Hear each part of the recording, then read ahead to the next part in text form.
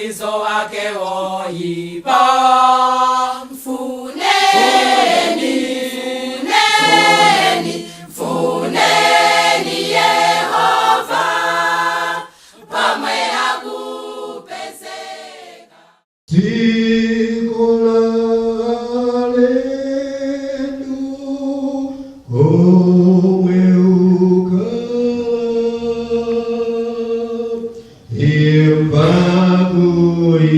Itana mwana wanga bwera osochera bwerera kwanu wasochera kutali bwera kwanu komondo tsekuka ndiwe wangabe ndikuonai iwe mwana wanga bwera osochera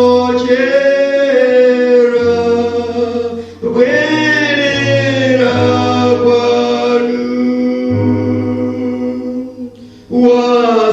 wasochera kutali bwera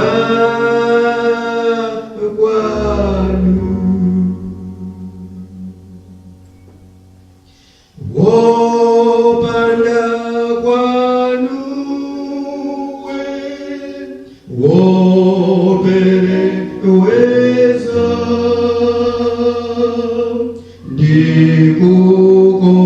ndikukondai iwe mwana wanga bwera osochera bwerera kwanu wasochera kutali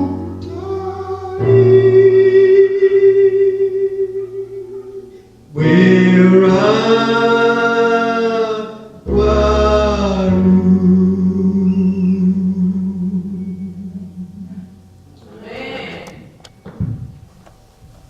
Good afternoon, church.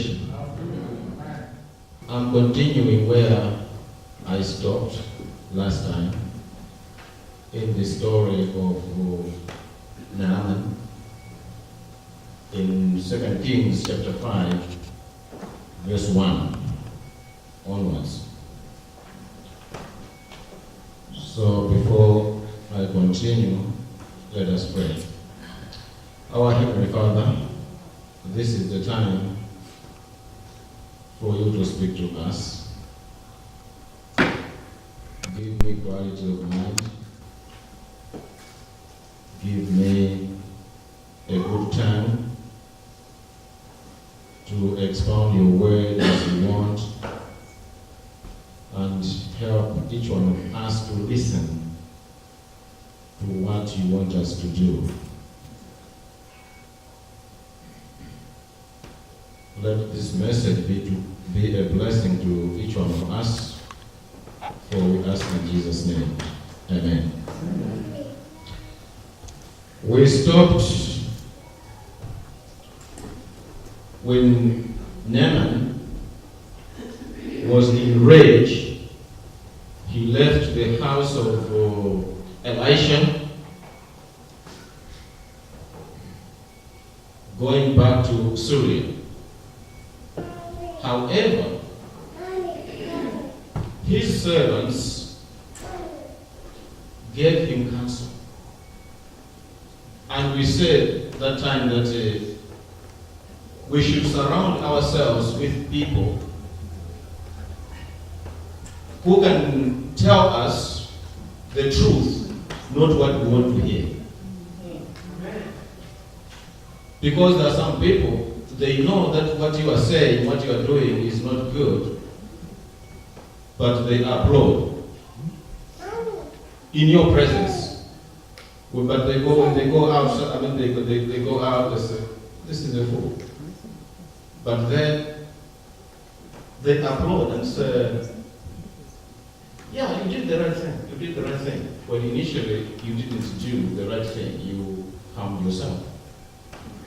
And also, we learned that we should be open to counsel, on the other hand, because there are times when people try to give us advice, we don't want to hear it. And times we become mad at them. There are times when people ask you, and you give them your opinion, they are mad at you. The question is, why did you ask me for my counsel in the first place? If you didn't want to hear, just keep quiet. There are times when you express, they become mad at you because that's the message which they didn't want to hear. Just to try, if somebody talks to himself and says, I think I've done a stupid thing. And you just say, you'll be mad at you. And yet you are just confirming his own word. But that's not what he wanted to hear. So Naaman went and washed himself in Jordan River 7 times, as the prophet had said. And then he went back to the house of the prophet. You are talking about the shame and honor culture here. Going back to the house of Elisha was a humiliating thing, because he is doing contrary to what he did before. In other words, he's proving himself to be a fool. But he's willing to be humiliated because there is a change of heart. Transformation requires a change of heart. And when he went there, let us read verse 15 to 19. 2 Kings chapter 5, verse 15. When he returned to the man of God with all his company,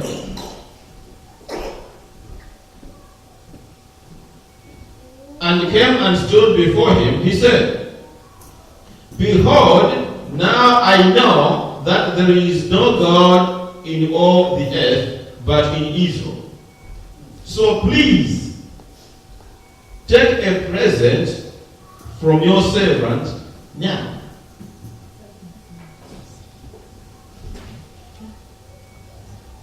But he said to them, as the Lord lives. I like that word because those words, because we'll come to them again. As the Lord lives, before whom I stand, I will take nothing. And he urged him to take it, but he refused. Naaman said, If not, please let your servant at least be given 2 mules, Lord of earth, for your servant will no longer offer burnt offering, nor will he sacrifice to other gods, but to the Lord. In this manner, may the Lord pardon your servant when my master goes into the house of Rimmon to worship there, and he leans on my hand, and I bow myself in the house of Rimmon. When I bow myself in the house of Rimmon, the Lord pardon your servant in this matter. He said to him, go in peace. So he departed from him some distance.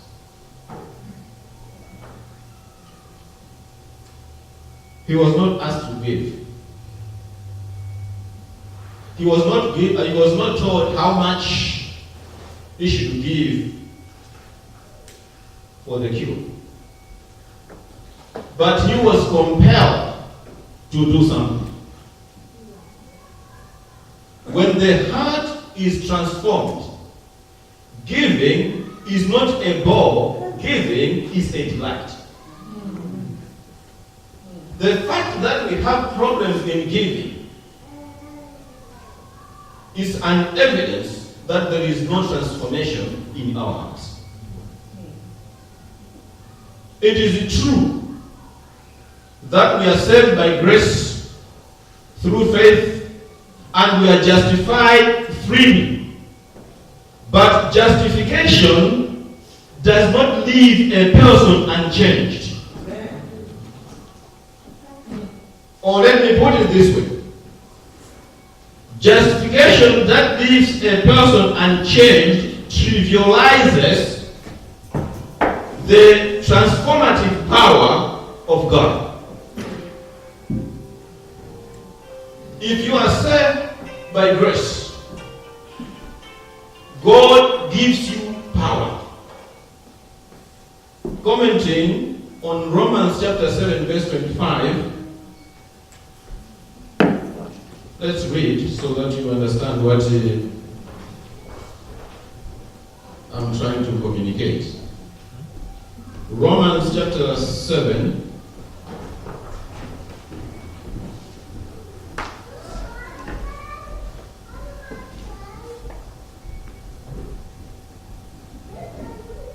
verse 25, but let's start at verse 23 to chapter 8 verse 1 to put everything into context.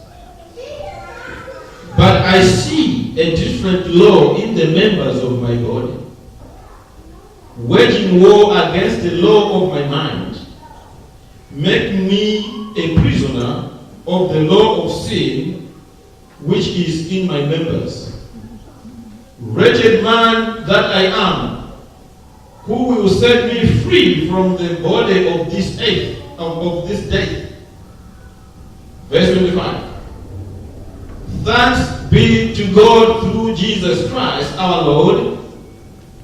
So then, on the other hand, I myself, with my mind, am serving the law of God, but on the other hand, with my flesh, the law of sin. Verse 8. Therefore, there is no condemnation for those who are in Jesus Christ, for the law of the Spirit of life in Christ Jesus has set you free from the law of sin and death. So Richard Harris, when commenting on verse 25 of chapter 7, in his book called The More Vision of the New Testament, he says, Paul breaks into praise. He is not only offering thanks for forgiveness, but he is celebrating liberation from bondage and the paralysis that formerly blocked obedience to the will of God.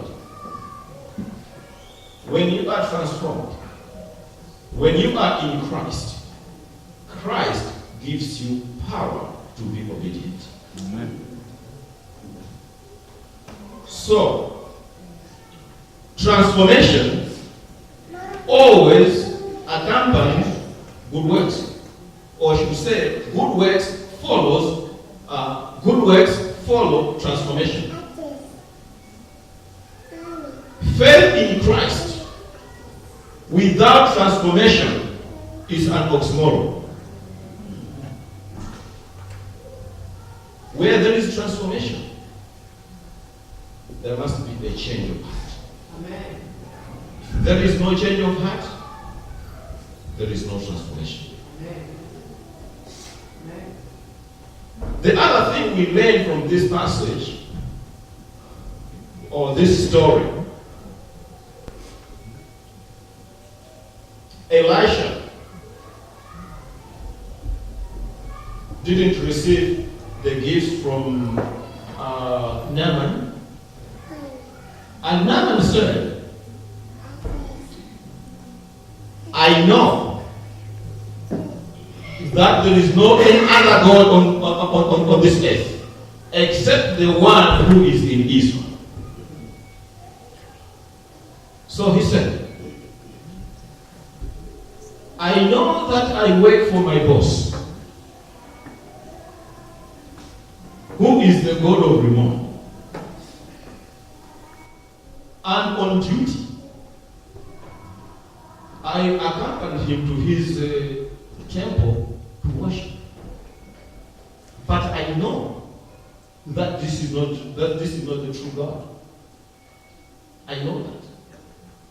But because on duty, I'm required to go there. When I go there, and my master leaned on my hand during worship, God should forgive me, because I know that this is not the true God. The true God is the one who is in Israel. So God should forgive me. And what Elisha said, it's intriguing. Maybe a lesson to most of us. Because what he was trying to do is what we call syncretism.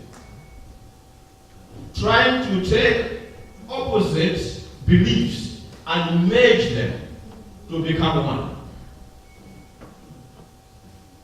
On the other hand, worshiping God. On another hand, worshiping something contrary to God.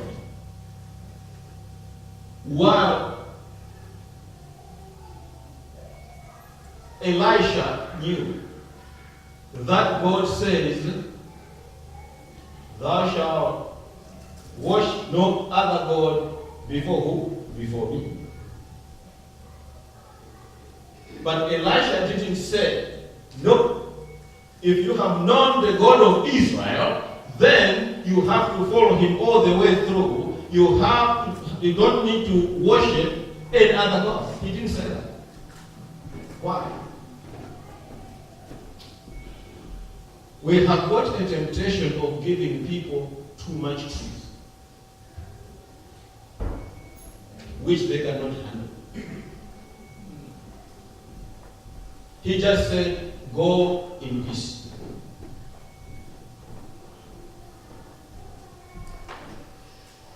A lesson which we can get is transformation is a process. It's not something which starts and ends at the same time. Transformation is a process. It takes time. People move in steps. We should not give people too much information which they are not ready to receive. Even Christ himself, when we read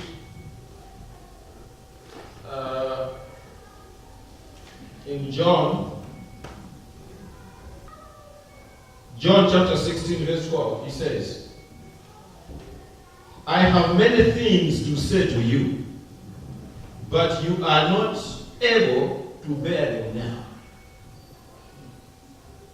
When trying to reach out to people, we don't need to give too much information. we should give information which is relevant to that time. Because transformation is a process. Another thing which we learn from this lesson is that as much as possible, we should look for good things we can appreciate in people. Amen. Amen. Instead of always asking, what is he doing wrong? We should ask, where is he doing right? Amen. Amen. Because most of us, we are busy looking at other people where they are doing wrong. Instead of building them, we destroy them. Amen. We deny ourselves a blessing if we are always critical of other people. Amen. Because my Bible says, by beholding, you become what? Change. Okay. Which means that if you are beholding good things, you will be changed towards the good. Amen. If you are beholding bad things, you will be changed towards the bad. Now, it works this way. If I always look for bad things in people, it means that my perception is wired towards the wrong things. Amen. In the process, I'll be like them. Amen. But if you behold good things in people, your understanding, your brain is wired towards something which is good. Amen. In the process, you become good. Amen. Amen. In most cases, when you talk bad of other people, you talk more of yourself. Because that's what you are saying. Amen. Because life dissolves life.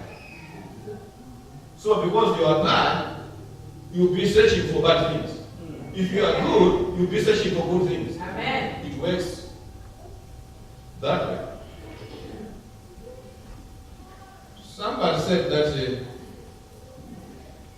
when dealing with yourself, use your brain.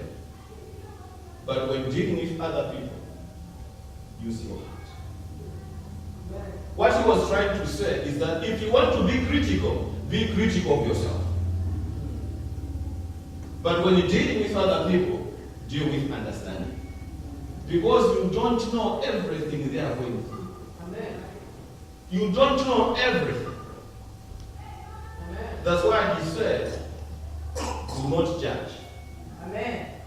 Not that you can't judge, but because your judgment will always be wrong, because you don't know all the information surrounding what is happening. Unfortunately, we do the opposite. 2 days ago, George W. Bush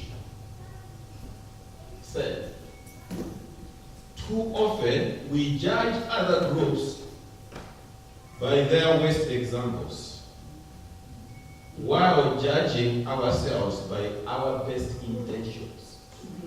Not examples, but intentions. What we would have done. We judge ourselves by what we would have done, not what we have done, because that's not what we do. You do the contrary, but you know what you would have done. So you judge yourself by what you would have done, but you judge other people by their worst examples. Let us learn from Elisha to appreciate what we can appreciate in people. Amen.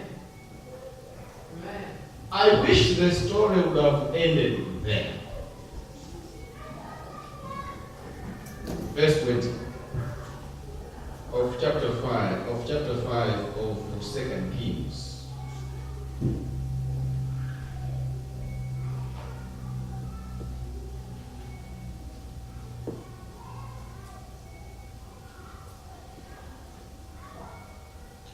But Gehazi, the servant of Elisha, the man of God, thought, behold, my master has spared this Naaman, the Aramean, by not receiving from his hand what he has brought. See, this man, Aramean, he's not even one of us. He's just a foreigner. Had it been he was one of us, an Israelite, I would have understood. But this man. So, listen.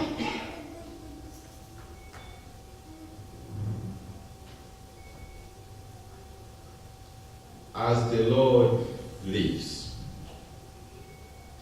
I will run after him and take something from his hand. As the Lord what? He is determined to do it, even under oath. Now, compare with verse 16. What Elisha said. And he said, as the Lord lives, before whom I stand, I will take nothing. You see, there are two different people using the name of God for two different reasons. The other one is saying, as the Lord lives, I will not take. The other one is saying, as the Lord lives, I will take. So everybody is doing what he did, or what he's doing in the name of God. You can see the evil which is done in the name of God. People can do everything, can kill, can do what in the name of God.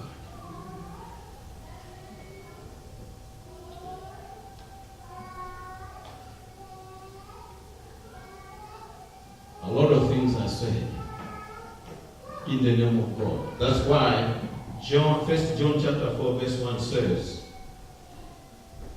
we should test the spirits. Amen. Not everything said in the name of God is of God. Amen. Or is from God. Not everything.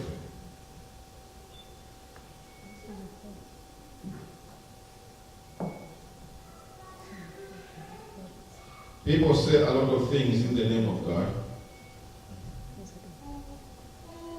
just trying to take advantage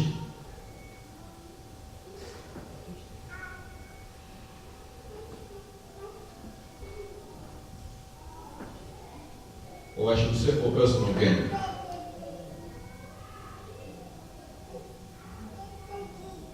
The motive of Elisha for his service to God was to please God. While the motive of Gehazi in serving God was for personal gain. The question is, what is the motive of your service? We come here to worship. We do all those things in the name of God. But the question is, what is your motive of worship? There is another contrast between Naaman and Gehazi. Gehazi met the man of God just once. And Naaman was transformed.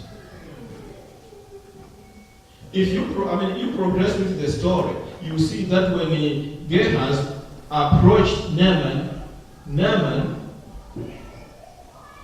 stopped his chariot and walked away to meet him, which you wouldn't expect him when he went to the prophet to move from his chariot and meet the prophet on the ground. He wouldn't do that. He was coming from a superpower. He was a general. He had everything that commanded respect. But in this case, he's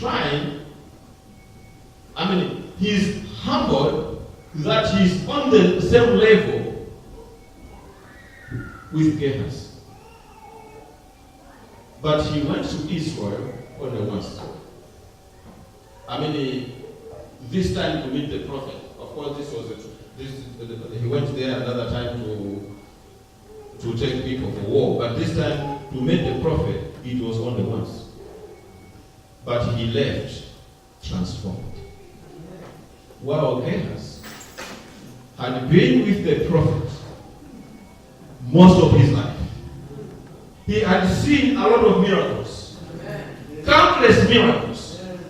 He could become what Elisha had done.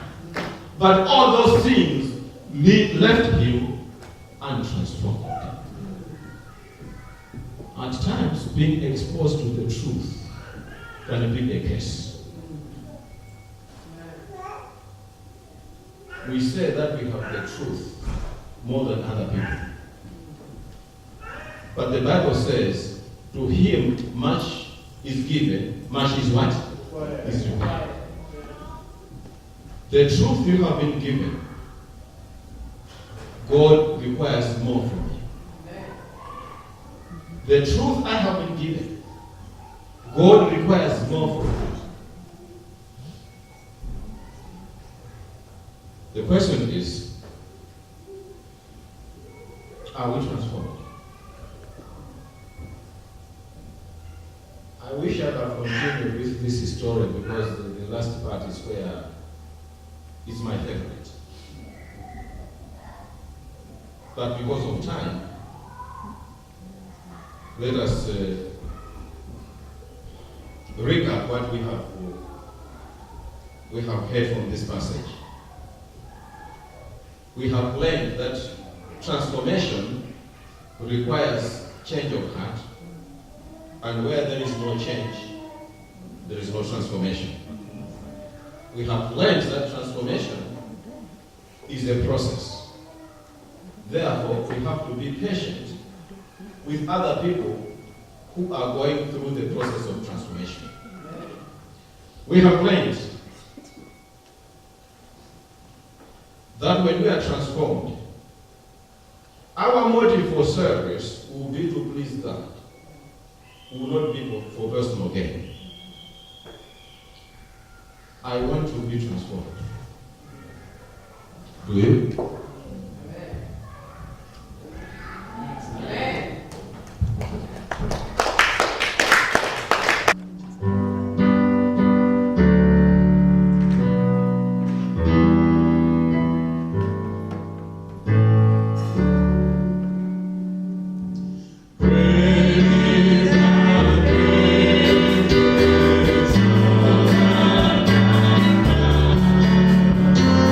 There is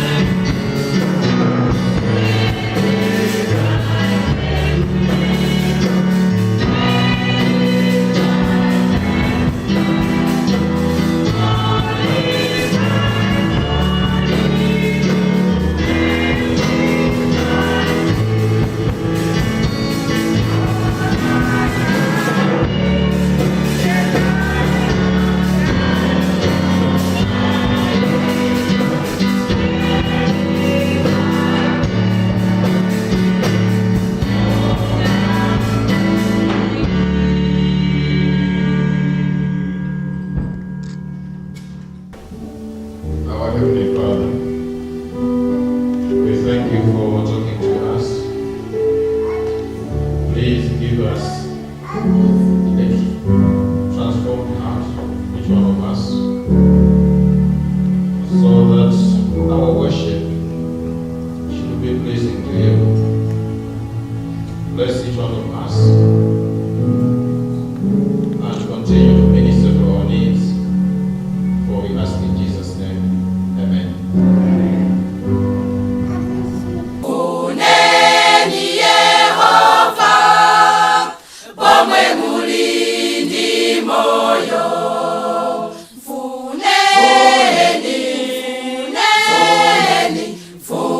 Funeni Yehova, pomwe mulindi moyo.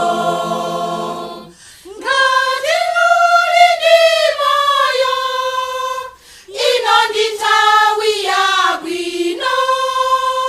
Pomwe mulindi moyo, ino ndi nthawi yabwino.